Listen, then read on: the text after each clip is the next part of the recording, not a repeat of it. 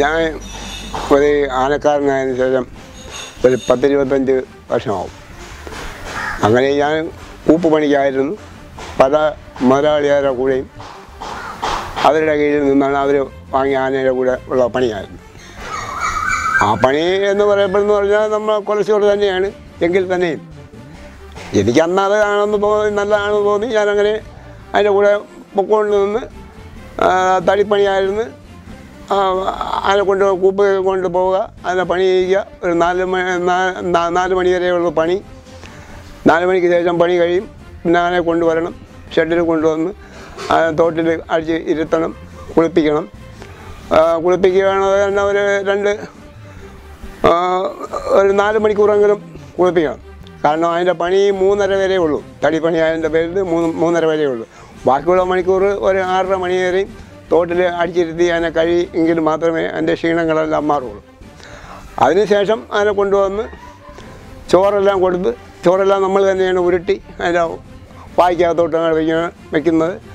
അത് നമ്മൾ തുറക്കാൻ എന്ന് പറയേണ്ടത് നമ്മൾ ചോറങ്ങാട് ഉരുട്ടിക്കൊണ്ടിരുന്നപ്പം ഇന്ന് ആനെ എന്ന് പറയുമ്പോൾ അത് തുറന്നു വരും. നമ്മൾ വായ്ക്ക് ഒരു സൈഡിനോട്ട് അങ്ങോട്ട് കൊടുക്കുക, അപ്പം തിന്നുക. അതെല്ലാം കഴിഞ്ഞതിന് ശേഷം അതിനെ കൊണ്ടുവന്ന് കെട്ടുന്ന സ്ഥലത്തേക്ക് അതിനെ കൊണ്ടുപോയി നീളമുള്ള ചങ്ങലയുണ്ട്. അതിൻ്റെ കാലെന്ന് പറയുന്നതെന്ന് വെച്ചാൽ ഇതിൻ്റെ പറയുന്നതെന്ന് വെച്ചാൽ അമരമെന്നാണ്. അമരത്തിൽ പിടിച്ച് കെട്ടുക. ആനയുടെ ഏതെങ്കിലും സമയത്ത് ആന ഇടഞ്ഞിട്ടുണ്ടോ കയ്യിൽ? ആനയുടെ ആ സ്വഭാവ രീതി മാറി തുടങ്ങിയെന്നറിയപ്പോൾ നമ്മൾ അവനെ പിന്നെ വേറെ ഒന്നും നമ്മൾ ചെയ്യാൻ ഒരുങ്ങരുത്. അപ്പോഴേ നമ്മൾ ഇറങ്ങി വശക്കേടാണ് എന്ന് കണ്ടു കഴിഞ്ഞാൽ അതിൻ്റെ കാൽ രണ്ടും കൂടി നമ്മൾ അകലത്തിനിട്ട് തന്നെ ഒരു ചങ്ങല കാലിൽ കിടപ്പുണ്ട്, അത് പിടിച്ച് കെട്ടിയാൽ മതി. അങ്ങനെ അവിടെ നിന്ന് അങ്ങനെ തീറ്റി നിന്നോളും. പിന്നെ ഒരു 1-2 ദിവസത്തേക്ക് അതിന് ശല്യം ചെയ്യാൻ പോവാതിരുന്നാൽ അത് അങ്ങനെ നിന്ന് നമ്മളോടുള്ള ആ ഒരു നല്ല സ്നേഹത്തിൽ വീണ്ടും വരും. അതിനുശേഷം മാത്രമേ അതിനെ അഴിക്കാനും കെട്ടാനും കൊണ്ടുപോകാനും ഒക്കെ നോക്കാവൂ. ഇല്ലാന്നുണ്ടെങ്കിൽ അതിനെ സ്വഭാവം എന്ന് പറഞ്ഞാൽ നമ്മൾ പറയുന്ന രീതിയിലെല്ലാം അതിന് നേരത്തെ അതിനെ അറിയാമല്ലോ. അപ്പോൾ അത് നമ്മളോട് ഉള്ള ആ ഒരു സ്നേഹമാണ്. ആ സ്നേഹത്വം അതിന് വിരുദ്ധമായിട്ട് വരപ്പോൾ നമുക്കത് പ്രത്യേകിച്ചറിയാം. കാരണം എല്ലാ കാര്യങ്ങളും അവനിൽ നിന്ന് സ്പീഡ് കൂടും. ഈ സ്പീഡ് നമ്മൾ മനസ്സിലാക്കിക്കൊണ്ടാണെങ്കിലും ഇനി നമ്മൾ പറയുന്നത് അനുസരിക്കാൻ പോകുന്നില്ല. അപ്പോൾ നമ്മൾ അതിനെ എവിടെയെങ്കിലും മറ്റൊരു ശല്യമില്ലാത്ത രീതിക്ക് നമ്മൾ അവനെ തട്ടിത്തടപ്പി കൊണ്ടുവന്ന് അതിനെ തറയ്ക്കുക. അതാണ് അതിൻ്റെ ചുമതല. അല്ല, കണ്ണിൽ നിന്നെന്ന് പറയപ്പെടുന്നു വെച്ചാൽ അത് അതിൻ്റെ നോട്ടമേ കണ്ണും ചെവിയും കാലും കൈയുമായിട്ടൊക്കെ ഉള്ള അഭ്യാസങ്ങൾ വേറെ രീതിയിലായിരിക്കാം. നമ്മൾ കൊണ്ടു നടക്കുന്നത് പോലെ അല്ല. ഇത് കണ്ടാണ് മനസ്സിലാക്കണം. അല്ലാതെ ഞാൻ മനുഷ്യനെ പോലെ സ്വഭാവം മാറി അടി കൂടാനോ പിടി കൂടാനോ ഉള്ള ഇതല്ല. അപ്പം അതുമാതിരിയുള്ള സ്പീഡ് ഈ ആനയ്ക്കുണ്ട്. അത് നമ്മൾ കണ്ടാണ് മനസ്സിലാക്കി എവിടെയെങ്കിലും നമ്മൾ തറച്ചു നിർത്തുക. 2-3 ദിവസത്തേക്ക് നമ്മൾ അതിനെ പണി ചെയ്യിക്കാൻ പോവാതെ കൊണ്ടു കിടക്കാതെ ഇരിക്കുമ്പോൾ അതങ്ങനെ അവിടെ സ്വന്തമായിട്ട് അവിടെ നിന്ന് പഴയ ആദ്യമായിട്ടുള്ള രീതിയിൽ അത് ഒന്നേന്ന് വരും. അപ്പോഴേ അതിന് ശേഷമേ നമ്മൾ പറഞ്ഞാൽ അതനുസരിക്കുള്ളൂ, കേൾക്കുള്ളൂ, കൊണ്ടു കിടക്കാൻ പറ്റുള്ളൂ. വേറെ അല്ലാതെ ഒരു രീതിയിൽ നിന്നും അതിൽ നിന്നും മനസ്സിലാക്കാനില്ല. സ്നേഹിച്ചാൽ മനുഷ്യനെ പോലെ തന്നെ നമ്മളെ കൂടെ വേണമെങ്കിലും ഒരു പായ കിടക്കണമെന്ന് വിചാരിച്ചാൽ അത് കിടക്കും. അത്ര രീതിയിലായിരിക്കണം നമ്മൾ പെരുമാറ്റവും ആനയുടെ കൂടെ. അപ്പം അതും നമ്മളോട് അത്രയും അത് സ്നേഹിക്കും. അങ്ങനെയൊക്കെയാണ് ഇതിനെ കൊണ്ട് നടക്കുകയും എടുക്കുകയൊക്കെ ചെയ്യുന്നത്. പിന്നെ എപ്പോഴായിരുന്നാലും ഇത് ആനയാണ് എന്നുള്ള ഒരു ചിന്താഗതി നമ്മളെ ഹൃദയത്തിൽ വേണം. കാരണം അല്ലാതെ അതിന് വേറെ ഒന്നുമല്ല. അപ്പം അതുപോലെ ഒരു പേടി അതിന് നമ്മളോടുമുണ്ട്. യമ എന്നെ വിളിക്കളയുമൊന്നും അങ്ങനെ ഒരു ചിന്താഗതി അയാൾക്കുമുണ്ട്. അപ്പം അതുപോലെ നമുക്കും ഇത് ഏതാ സമയമാണ് കോൾ മാറണമെന്ന് അറിഞ്ഞൂടെ. അപ്പം നമ്മളെ ജീവൻ നഷ്ടപ്പെടും. അങ്ങനെയുള്ള ഒരു ഉറച്ച ധൈര്യത്തിൽ കൂടെ ആണെങ്കിൽ മാത്രമേ ഇതിനെക്കുറിച്ചുള്ള ജീവിതം മുമ്പോട്ട് പോകാൻ പറ്റുള്ളൂ. ഇല്ല, അവസാനം ഞാൻ ഇവിടെ തലശ്ശേരിയിൽ ഒരു ചന്ദ്രശേഖരൻ എന്ന് പറയുന്ന ഒരു അത് കൊല്ല ആനയാണെന്നാണ് പറയുന്നത്. പക്ഷേ എൻ്റെ കൈക്ക് കിട്ടിയിട്ട് അതൊന്നും സംഭവിച്ചില്ല. അതിൻ്റെ കൂടെ ആയിരുന്നു ഞാൻ അതിൻ്റെ സ്വഭാവം എന്ന് പറഞ്ഞാൽ ഇത് തന്നെയാണ്. അതിൻ്റെ സ്വഭാവ രീതിയിലൊന്നുമില്ല. ഇതുപോലെ തന്നെ അന്ന് ഞാൻ മറ്റുള്ള ആനയെ കൊണ്ട് നടന്ന പോലെ തന്നെ എൻ്റെ വാചകങ്ങളെല്ലാം അതനുസരിക്കുന്നു, പോകുന്നു, വരുന്നു. ഇതെല്ലാം എടുക്കുകയൊക്കെ ചെയ്തു. വലത്തോട്ട് തിരിയാൻ ഇടത്തോട്ട് തിരിയാൻ എന്ന് പറയുമ്പം ഒരാനയെ നമ്മൾ കൊണ്ട് പോകാനായിട്ട് ആനയുടെ അടുത്ത് ചെന്ന് കഴിഞ്ഞാൽ അതിൻ്റെ വലത് ഭാഗത്ത് ഉള്ള നടയുടെ അടുത്ത് ചെന്നിട്ട് അതിനൊരു വട്ടക്കയർ കെട്ടിയിട്ടുണ്ട്. ഈ വട്ടക്കയറ്റിലോട്ട് നമ്മൾ പിടിക്കുക. അതിൻ്റെ നടയിൽ നമ്മളെ കയ്യിരിക്കുന്ന വഴിക്ക് അങ്ങോട്ട് പൊക്കാനെ എന്ന് പറയുമ്പോൾ ഒന്ന് തട്ടപ്പോൾ ആന ചെറുതായിട്ടൊന്ന് പൊക്കിത്തരും. നമ്മൾ അതിൻ്റെ ആ ചവിട്ട് പാതത്തേക്ക് നമ്മൾ ചവിട്ടുക. എന്നിട്ട് നമ്മളെ കാലങ്ങ് തോളിലെത്തൂല. അങ്ങനെ നമ്മൾ അതിനെ പറയുന്നതെന്ന് വെച്ചാൽ അങ്ങോട്ട് പൊക്കാനെ എന്ന് പറയുമ്പോൾ അത് നല്ല രീതിയിൽ അങ്ങ് മേലോട്ടൊക്കെ പൊക്കി തരും. പൊക്കപ്പോൾ നമ്മൾ അതിൻ്റെ മേൽവശത്തും കൂടെ മുട്ട് മടങ്ങുമ്പം നമ്മൾ ആ മുട്ടി ചവിട്ടി അങ്ങ് ആ വട്ടക്കയറ്റി കൂടെ തൂങ്ങി മുകളിൽ കയറി കഴിഞ്ഞാലുടനെ നമ്മൾ അതിൻ്റെ ഇരിക്കുന്ന സ്ഥാനത്തിലിരുന്നാൽ ആ വട്ടക്കയറ്റിനകത്തൂടെ കാൽ രണ്ടും കൂടെ ആ ചെവിയിലോട്ട് എത്തത്ത കണക്കിൽ അടുത്തോട്ട് നീങ്ങിയിരിക്കണം. വട്ടക്കയറും നമ്മൾ ആന അനങ്ങി നടന്നാൽ നമ്മൾ വീഴാതിരിക്കാനാണ്. അപ്പോൾ ഈ വട്ടക്കയറ്റിലായിരിക്കും നമ്മളെ കാലിൻ്റെ പിടി.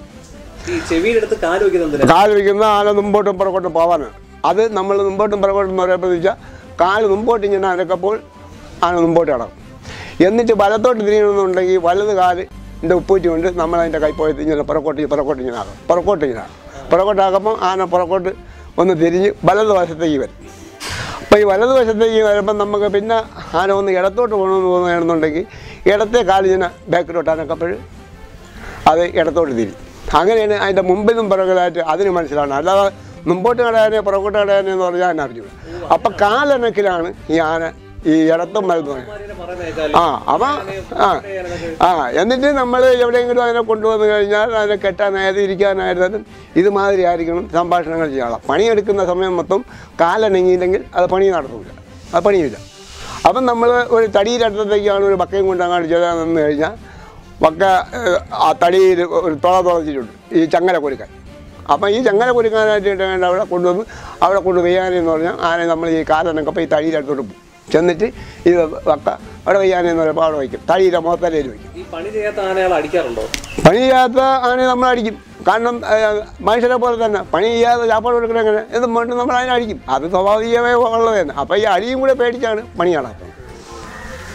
എന്നിട്ട് അതിൻ്റെ ഈ ചിലർ പറയുന്നത് അതിൻ്റെ ഇങ്ങനെ ഇവിടെ ഒരു മുഴയുണ്ട്, ആ മുഴ അല്ല അതിൻ്റെ താഴൊരു കുഴിയുണ്ട്, അവിടെ അടി കൊണ്ടാൽ ചാവും, അങ്ങനെയാണ്.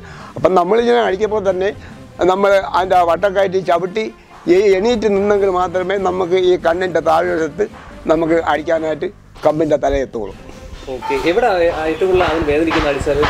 അടി നമ്മളെ പോലെ തന്നെ ശരീരത്തിൽ എവിടെ കൊണ്ടായാലും നോക്കും.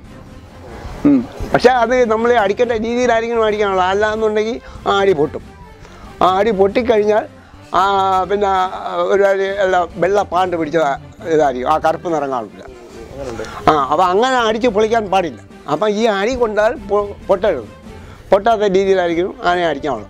ആനയിൽ നമുക്ക് എന്തെങ്കിലും ചെയ്യാമെന്നും വേണ്ട അങ്ങനെ ഇട്ട് അടിച്ചു കൊടുത്താൽ ഇതൊന്നും നടക്കില്ല. അതിന് നോവത്തക്ക സ്ഥലം എന്ന് പറയുന്നത് ഇങ്ങനെയൊക്കെയുള്ള സ്ഥലങ്ങളാണ്.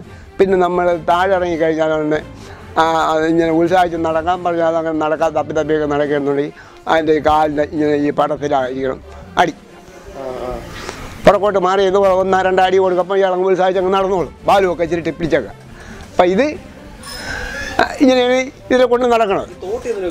തോട്ടി ഉപയോഗിക്കണമെന്ന് പറഞ്ഞാൽ അത് ചില പണികൾ അത് ചെയ്യാമെന്ന് വെച്ചാൽ അത് ചെയ്യില്ല.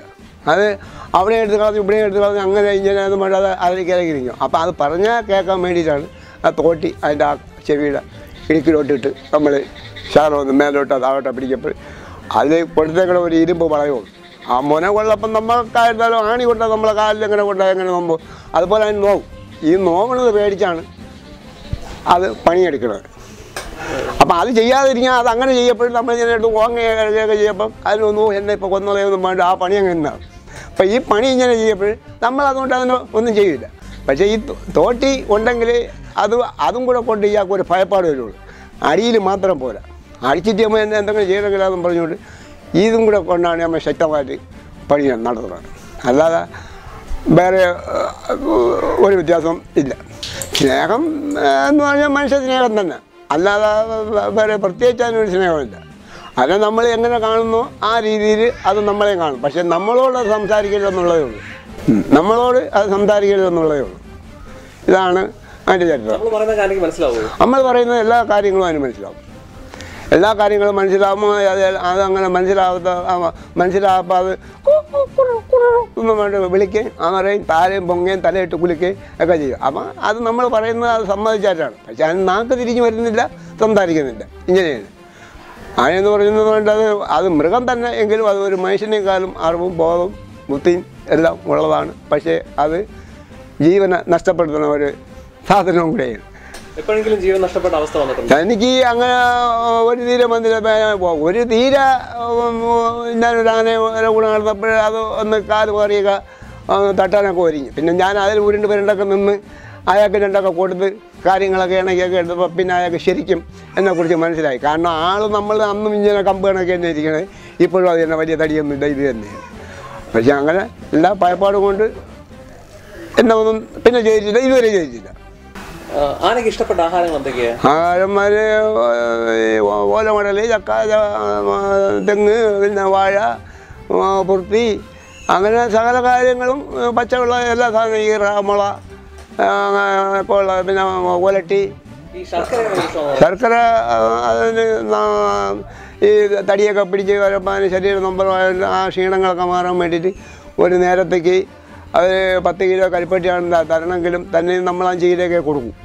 കാരണം ബാക്കിയൊക്കെ നമ്മൾ ഇത് വെള്ളം അടിക്കണ പാർട്ടി എടുക്കുന്നുണ്ടെങ്കിൽ അങ്ങനെ ഇങ്ങനെയൊക്കെ ചെയ്യും. അതുകൊണ്ട് അങ്ങനെയും ചെയ്യും. പിന്നെ അതിന് കൊടുക്കും, അത് കുടിക്കും, അങ്ങനെയൊക്കെ ഉള്ള കാര്യങ്ങളുണ്ട്. അല്ലാതെ പ്രത്യേകിച്ചൊന്നുമില്ല. ശരീര നൊമ്പലത്തിനാണ് ഈ ആനയ്ക്ക് ഈ കരിപ്പട്ടി കൊടുക്കുന്നത്. പിന്നെ അതിൻ്റെ അരിക്കാണെന്നുണ്ടെങ്കിൽ 10 പക്ക അരിക്ക് 2 കിലോ അണ്ടിപ്പരിപ്പ്, അതായത് ഈ പറയേണ്ട ഈ കുരുപ്പ്, അത് പ്രത്യേകിച്ച് നമ്മൾ ഈ അണ്ടി ആഫീസിൽ കിട്ടും. തോടും പൊടിയൊന്നും ഇല്ലാത്ത അത് ഒരാൾക്ക് നമുക്ക് എടുത്തുകൊണ്ട് തന്നു കഴിഞ്ഞാൽ അതിൽ നിന്ന് 2 കിലോയെങ്കിലും ഇതിലിട്ട് വേവിച്ച് വെള്ളം നല്ലപോലെ വറ്റിച്ച് നല്ല റെഡിയാക്കി കരിയാതെ ഉള്ള രീതിയിൽ അതിന് ആഹാരം വേവിച്ച് കഴിക്കണം. അങ്ങനെ അപ്പോൾ 10 ഒക്കെ അരി ഈ 2 കിലോ അണ്ടിപ്പരിപ്പും കൂടെ ഇട്ടായിരിക്കണം വേവിച്ച്, കരിപ്പൊട്ടിയും കൂടെ ഇട്ട് വേവിച്ച് റെഡിയാക്കി മറ്റാളെന്ന് പറയുമ്പം വരാതെ പണിക്കാരൊക്കെ വന്ന് ഈ ആഹാരം കാണാൻ പാടില്ല. കാരണം ചിലർ കൊതിയൊക്കെ വിടും. അങ്ങനെ വരുമ്പോൾ ആനയെ കഴിക്കാൻ ബുദ്ധിമുട്ടായിരിക്കും. അപ്പോൾ അതിന് പ്രത്യേക സ്ഥലമുണ്ട്. വേറെ ഷെഡൊന്നുമല്ല, വെളിയിലാണ്. ഒരു 2 ഇട്ട് ഇങ്ങനെ വേവിച്ച് റെഡിയാക്കി വെച്ച്, അപ്പോൾ അതിൻ്റെ മണമൊക്കെ കേൾക്കപ്പോൾ ആ കുന്തിനണമെന്ന് തോന്നും. അപ്പോൾ നമുക്കൊന്നും അതങ്ങനെ തോന്നുന്നില്ല, ഇത് കണ്ട് ശീലിച്ചുകൊണ്ട്. അപ്പോൾ ഈ ഇങ്ങനെ ചെയ്ത് ശരിയാക്കി വെച്ചപ്പോഴും ആനയ്ക്ക് നമ്മൾ കൊണ്ടുവന്ന് ആന തോട്ടിയിരുത്തി കുളിപ്പിച്ച് റെഡിയാക്കി കൊണ്ടുവന്ന ശേഷം നമ്മൾ തന്നെയാണ് അതിന് ഉരുട്ടി വായിക്കാത്തോട്ട് വെച്ച് കൊടുക്കുന്നത്. അപ്പോൾ അതിന് നമ്മൾ ബാ തുറയതെന്ന് പറയേണ്ട, അങ്ങനെ നാനയെന്ന് പറയുമ്പോൾ ഉരുട്ടിക്കൊണ്ടിരുന്ന ആന ബാ പൊളിക്കുന്നു, നമുക്കൊരു ഉരുള അങ്ങനെ വെച്ച് കൊടുക്കുക. അത് വെറുതെ ആദ്യം പിന്നീടും അത് വായും തുറന്ന് കുനിഞ്ഞു നിന്നേരും, വായും തുറന്ന്. അപ്പം നമ്മൾ വായിക്കാത്തോട്ട് വീണ്ടും ഉരുട്ടി വെച്ച് കൊടുക്കണം. ഈ ഒരു ആനയെ ഇപ്പം പരിചയമില്ലാത്ത ആനയെ പാപ്പാനായിട്ട് വയ്ക്കാൻ പറ്റുമോ? പരിചയമില്ലാത്തവർ ഒരു ഉത്സവ പറമ്പിൽ പോകുന്നു, ഒരു ആന നിൽക്കുന്നു. അപ്പൊ ആന നമ്മളെ കൂടെ ഉണ്ട്, മറ്റൊരു ആനയുണ്ട്, ആനയെ മേയ്ക്കാൻ പറ്റുമോ? ആന അത് കൊണ്ട് നടക്കുന്ന ഉണ്ടായാലും ഇല്ലായാലും നമ്മൾ ഈ പണി ആയതിൻ്റെ പേരിൽ നമുക്ക് അതിൻ്റെ അടുത്ത് പോവാം. അതിൻ്റെ അടുത്ത് പോകാമെന്ന് പറയുമ്പോൾ നമ്മൾ ഇപ്പം ചെറുതുകയുടെ ആനൊരു പേരെന്താണ്, അത് തന്നെയാണ്. അത് ഞങ്ങളിങ്ങനെ കൂടുതൽ ഇണങ്ങിയിരിക്കുന്നത് അത് ഇന്ന രീതിയാണ്. അപ്പം നമ്മൾ തന്നെ നമ്മളതായ രീതിയിൽ എന്താ ചോദിച്ചപ്പോൾ അത് ഒന്ന് ശരിയെടുത്ത് ഓർമ്മിക്കും. ഇത് സൗണ്ട് കേൾക്കപ്പം ആൾ മാറ്റണമെന്നുള്ള ഒരു രീതിയിൽ ഇയാൾ മിണ്ടാതിരിക്കും. അപ്പോൾ എന്തേ എന്നൊക്കെ ചോദിക്കുമ്പോൾ അത് മുറിവൊക്കെ തുടങ്ങും. അപ്പോഴത് മനസ്സിലാവും ഇത് നമ്മളെ കൊണ്ടു നടക്കുന്ന ആളുമല്ല. അതിനപ്പോഴേ മനസ്സിലാവും. അപ്പോൾ നമ്മൾ എന്ത് സാരമില്ലാത്ത രീതിയിൽ എല്ലാ കാര്യങ്ങളും പോട്ടെ, ഇണങ്ങണ്ട വാ, ഇവിടെ വാനെ, ഇങ്ങോട്ട് വാനെ, നീ അതേ ഇഞ്ഞി തിരിഞ്ഞ് വാനെ, ഇവിടെ വാനെ എന്ന് പറയുമ്പോൾ അത് പുറക്കോട്ട് നീങ്ങി മതി. ഇങ്ങോട്ട് നീങ്ങാനെ, നീക്കാനെ എന്ന് പറഞ്ഞിട്ട് നമ്മൾ അങ്ങോട്ട് കമ്പുകാറ്റ് എടുത്തോട്ട് ചെന്ന് കാലിൽ അങ്ങനെ തട്ടപ്പോൾ ആന പുറക്കോട്ട് നീങ്ങി വന്ന് ഇടത്തെ അങ്ങോട്ട് കയറി പോകാനേ എന്ന് പറഞ്ഞാൽ ആന ഇടത്തോട്ട് കയറി തന്നെ അങ്ങ് പോകും. വലത്തോട്ട് ചെയ്യാനെന്ന് പറഞ്ഞാൽ വലത്തോട്ട് തന്നെ വരും. ഇടത്തും വലത്തും ചോദിച്ചാൽ അതേപോലെ തിരിയും. അപ്പം നമുക്ക് മനസ്സിലാവും ഇതെൻ്റെ കൈക്ക് നിൽക്കും. അങ്ങനെ ഞാൻ എന്നൊന്നും പോട്ടെ പുറക്കോട്ടെ അവർ പറയുന്ന ഏത് സ്ഥലത്തോടും അങ്ങോട്ട് കെട്ടും. അപ്പോൾ എന്നെ അതൊന്നും ചെയ്യില്ല. എൻ്റെ ആന അവിടെ നിൽക്കണം വേണ്ട, അതും ഒന്നും ചെയ്യില്ല, ഇതൊന്നും ചെയ്യില്ല. അപ്പോൾ ഓരോരുത്തരുടെയും സംഭാഷണം അത് പിടിച്ചു വെച്ചിരിക്കും. അതുപോലത്തെ ആൾ തന്നെ ഇല്ലെന്ന് അതിന് സംഭാഷണം തിന്നതാണ് അത് മനസ്സിലാക്കണം. അങ്ങനെയാണ് അത് പറഞ്ഞാൽ കേൾക്കണം. അല്ല എല്ലാവർക്കും ചെന്ന് പറയാമെന്ന് വിചാരിച്ചാൽ അതൊക്കെ കാലേ വാരി ദൂരെയൊക്കെ കയറി. ഇതൊക്കെയാണ് ഇതിൻ്റെ ചിട്ട. അല്ല, ഈ ആനപ്പണിക്ക് ധൈര്യത്തിൻ്റെ ആവശ്യമുണ്ടോ? ആനപ്പണിക്ക് ധൈര്യത്തിനെന്ന് പറഞ്ഞാൽ ഈ പണി ഞാൻ ചെയ്യാൻ എനിക്കുണ്ട്. പക്ഷേ എങ്കിൽ തന്നെ ഒരു ഭയപ്പാട് നമ്മുടെ മനസ്സിലുണ്ട്.